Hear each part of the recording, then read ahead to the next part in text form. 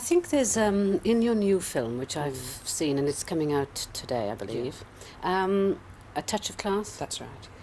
There's a scene in it which I thought was terribly good because it's the first time I've ever heard it said on the screen. This is after you've made love for the first time with George Segal. But the fact is, I mean, I really don't think it's ever been admitted, has it? I mean, not to my knowledge, that women don't necessarily enjoy it at the same time and in the same way as men. Right. Now, this is certainly a bit of progress as far as women are concerned. Yes, I mean, actually, it's very interesting, you should say, because that, which I found the most interesting part of that scene, which was hastily sort of covered over and we got to the typically American bit. But it is, I mean, it's never said that, in fact, I don't know, it's very curious, this idea. The line in that scene that used to make me want to puke was where he says, I want to say thank you. The idea, you know, that actually getting into bed with a man is the greatest gift a woman has to offer, and that like it or lump it, you know, you fulfilled your part of the bargain just by lying there, and the fact that you may not get anything out of it has nothing to do with it at all. You know, it's all balanced that particular way. But you see, I think it's almost helpful, that bit of that film, because I honestly think that women have never admitted to the fact that it's taken them a very long time to enjoy sex.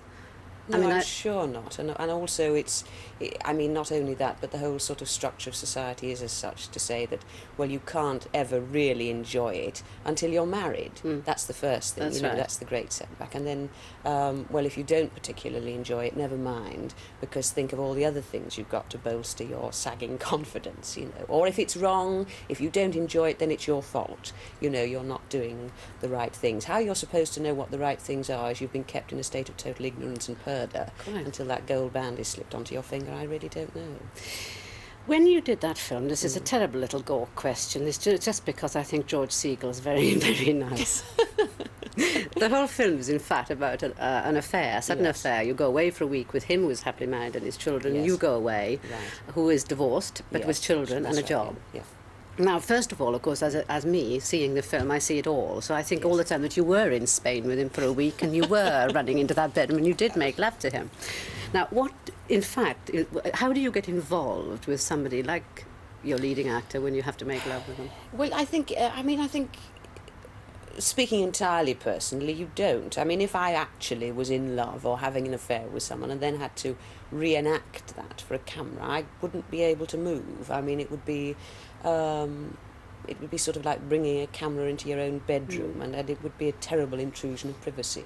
But you really don't have time, I think, to get to know the person very much. You get to know the character, because in a funny way you hardly ever meet each other anyway. You come down onto a set at a god-awful early hour and you rehearse it, and then you go away for hours while they light it, and then you come back down when it's lit and you rehearse it a couple of times for the camera, and then you do it, and then you're on to the next scene, and that process goes on. So quite often the only conversation you have is scripted dialogue. The week in Spain, actually, it's funny you should say that. We were there for 3 weeks, which were the most horrendous weeks of my life, I think. I mean, I was so bored. We seemed to spend most of our time trailing around golf courses, which is a game that I'm not terribly interested in. And all I had to do was follow a golf ball and George around unending greens in sort of blazing sun. And then I got an upset stomach, and it was all ghastly and awful. But I think it would be quite difficult, actually, to sort of create some actual personal relationship with an actor. I mean, you could do it, but I think the performance would suffer. Well, I can understand then in that case why you can't, because of the little snippet and the little and all the technicalities and all the chaps looking at you anyway in the thing. But I mean, say for instance your husband, what does he feel about it? Well, possibly because he was an actor himself and has been in the theatre and in the business, he always looks at it as though he was a critic, really. And he either likes or dislikes the actual performance. I mean, he doesn't particularly like this performance, but I don't think it would occur to him that there would be more than just sort of an acting relationship, really, because it would be awfully hard, I think, to have one. Yes, except that you can. What I'm saying is that you can actually, as a person, though. I mean, I know that you didn't really have an affair with George Segal, but the film makes it so real that I just thought that somebody like your husband looking at you, kissing, apparently like you'd kiss him, an actor on the screen. I just thought it was quite hard to come to this. I think I'd find it hard if my husband. Know if he's totally arrogant, chauvinist pig. Sure of you. But no, I don't think it worries him at all. And how does your domestic setup work with, you've got a son, Yeah. age 4? Yeah. Well, it works well in as much as I can. The only thing I never have enough of when I'm working is time, really. So I'm in a fortunate position of being able to buy other people's. And, when you're filming, it falls into a very easy routine. In fact, you sort of leave the house at 6 and you're home again at 8. And that's it. And the sort of middle of the day, is being sort of looked after. I've been very fortunate. There have been no sort of domestic dramas while I've been working. I mean, my son hasn't been suddenly smitten with some terrible disease, and Roy hasn't had an accident or something. So it's all worked very well.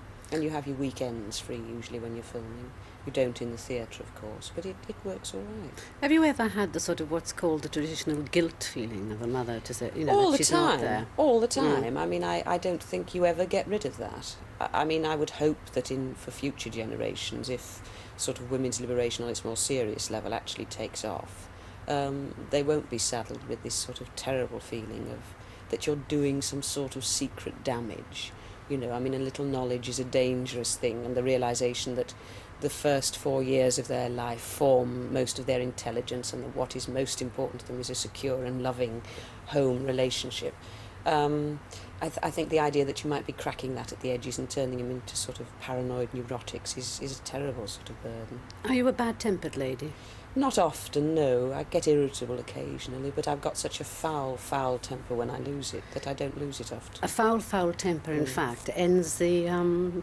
not ends it, but in A Touch of Class, there is this fantastic scene. Yes. And so we are going to say goodbye to viewers now.